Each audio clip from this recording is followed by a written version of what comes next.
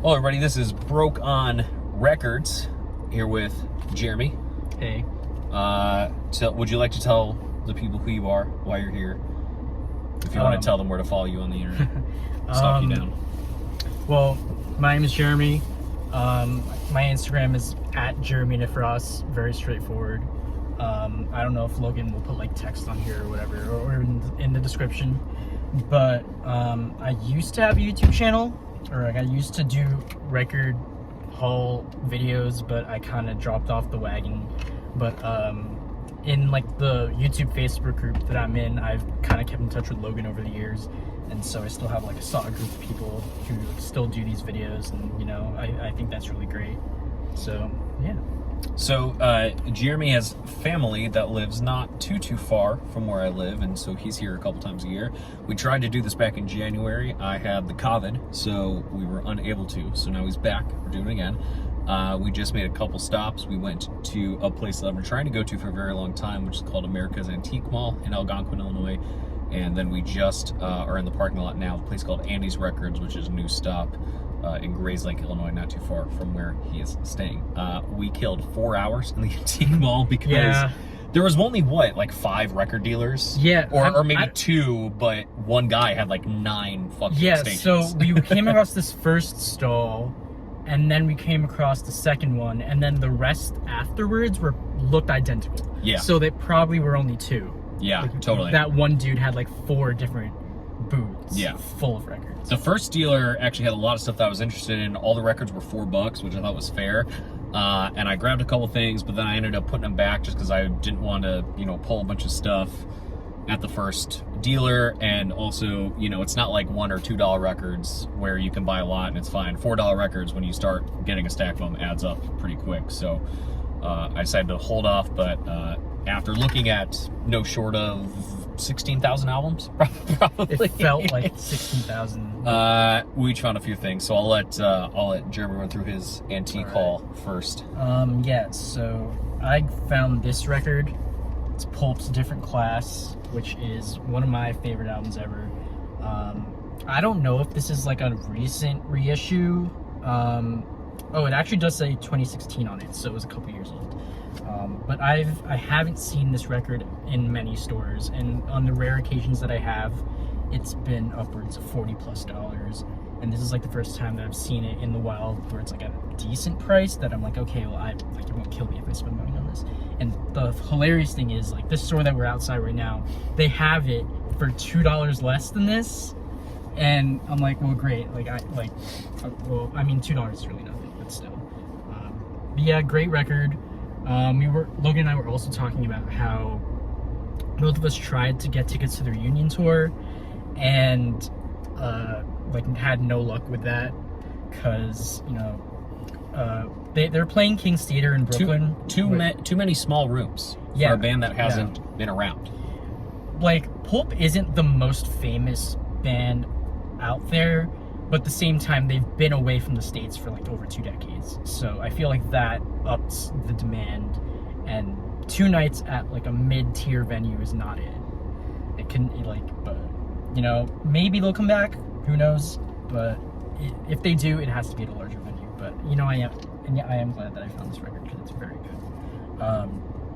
And then going through all my antique finds, this band, Fountains of Wayne, is a band that, they're a band that I've heard only like 2 songs from. Like, I Know Stacy's Mom and Hackensack, I think. But they're also a band that's pretty local to me because they're named after a store called Fountains of Wayne. That was like some outdoor furniture store, and it closed when I was in middle school. So whenever I would see the band name, I'm like, oh, they named the band after the store. So I haven't heard this album in full, but they've been recommended to me because, like, based on other bands that I like, because they're like very good power pop, and the lead singer died somewhat recently. Right? Yeah. So he was one of the first COVID celebrity deaths. Wait, he died Brutal. from COVID? Yep. Oh, damn, that sucks. But yeah, I'm gonna give this a proper listen, and then maybe Great pick. I'll update it on my page or whatever, whatever I think of it. This one should not surprise anyone. REM's Monster. one of my favorite albums ever, and I don't own it on cassette. I own it on like every other format. I have it on vinyl, have it on digital and CD, but you know, just for completionist sake, this was like $3, so why not? And then Oasis Definitely Maybe, which is an album that I never bought on vinyl because it's always like expensive as hell, but another $3 find, so why not? Great album. And then I have these two, which is Julie Cruz's Floating Into the Night and Twin Peaks Fire Walk With Me soundtrack by Angelo Badalamenti.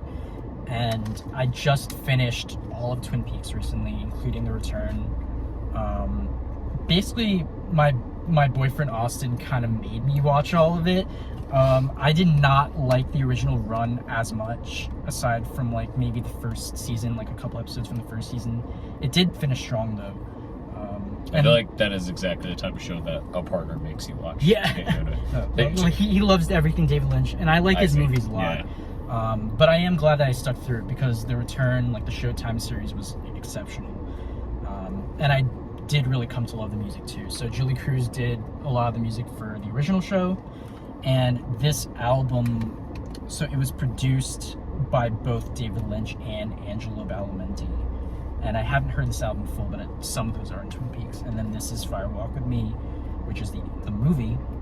And I do think that this is actually better musically than the main series. So I am excited to listen to this.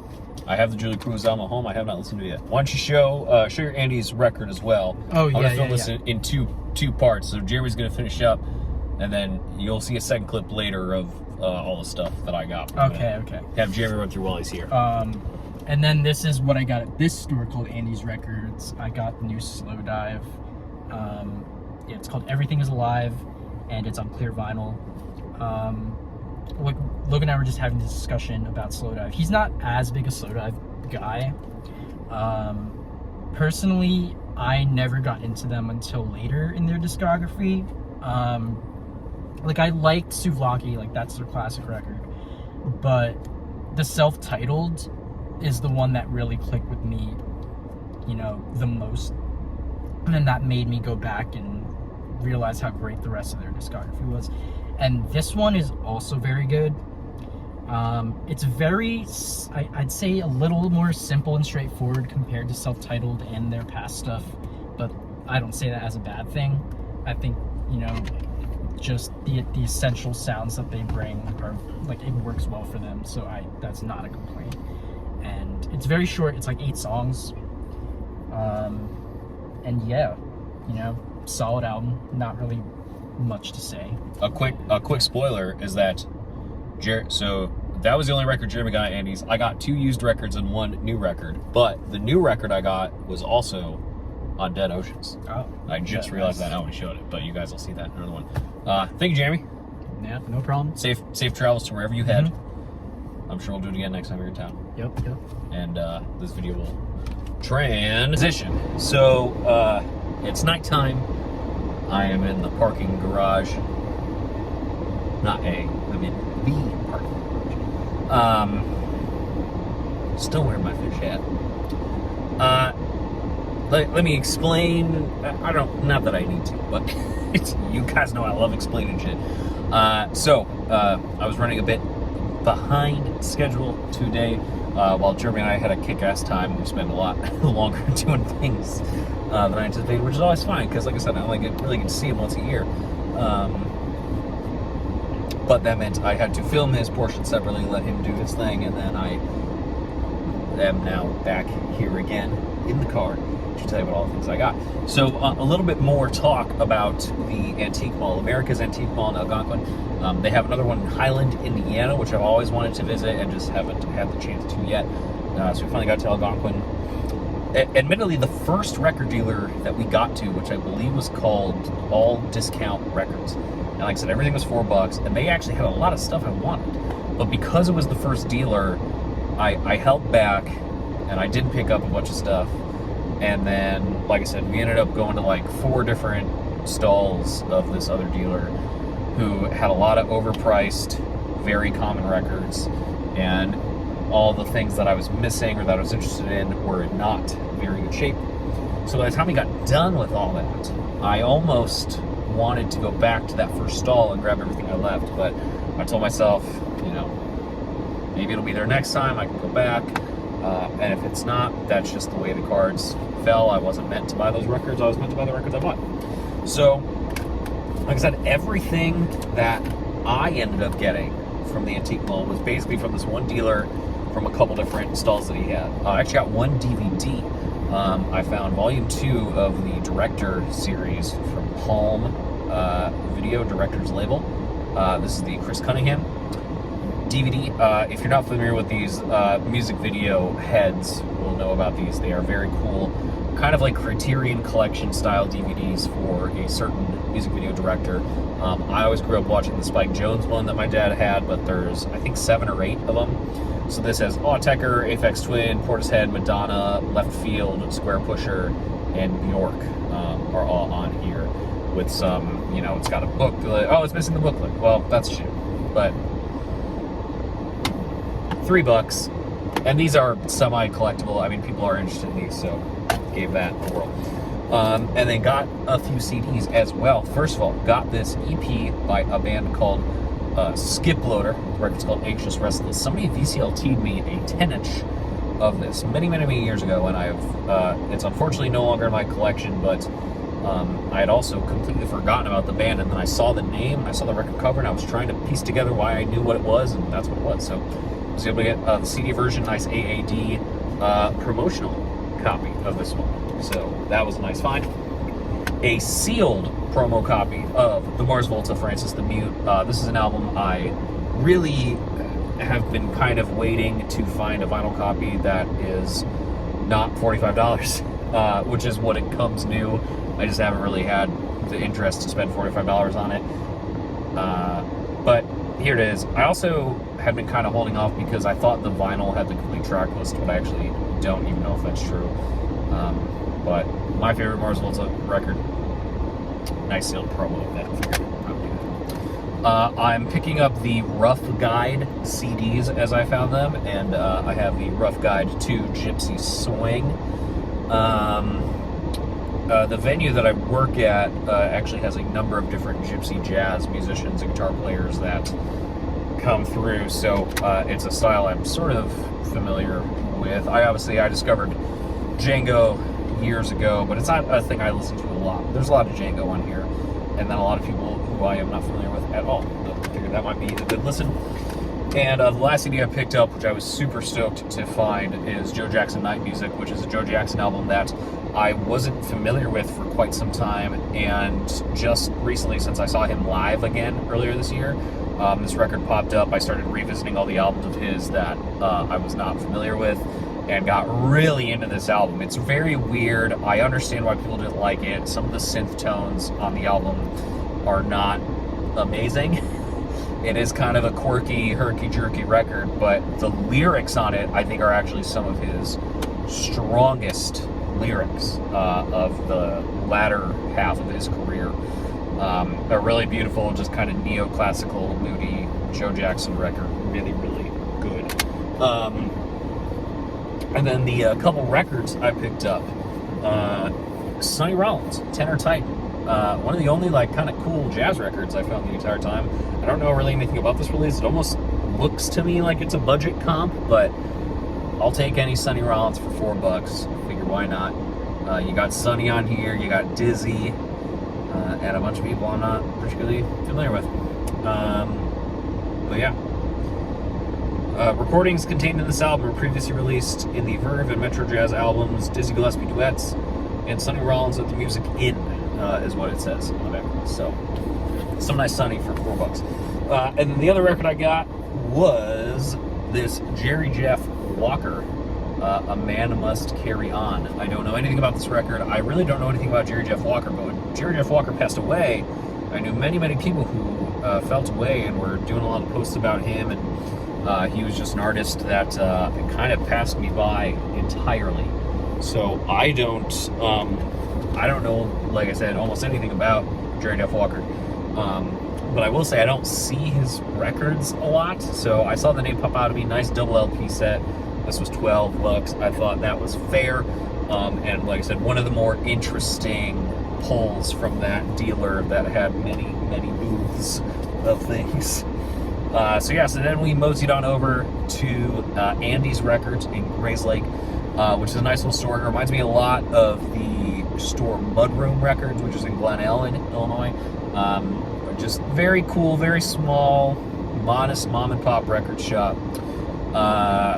This place, Andy's, actually had a bit more records than Mudroom has. Mudroom is very, very small. This place, a little bit bigger. And they actually had a decent selection. I mean, it's kind of a one-stop shop. It's mostly new albums. They have a handful of used records, but the used stuff isn't, like anything super mind-blowing.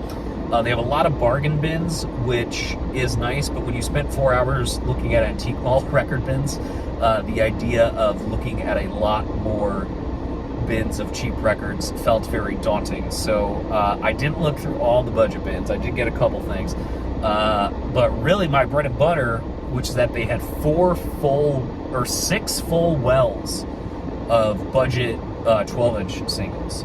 And I just didn't have the time. I didn't have the time, and especially after exhaustively looking through antique mall records all day, I just couldn't do it. So maybe another time when I'm out that way, I will check out their budget 12-inch section and hopefully pick up some stuff. But I got 2 used records and 1 new record. And if you saw the teaser at the end of the Jeremy clip, you may or may not know what it is. So the 2 budget records I got were Bob Weir, Ace. So I've never been a Grateful Dead guy for the most part, but I respect the musicians. And I actually got to see Bob Weir last year at Farm Aid and thought he rocked. So the Bob Weir stuff I'm very, very interested in.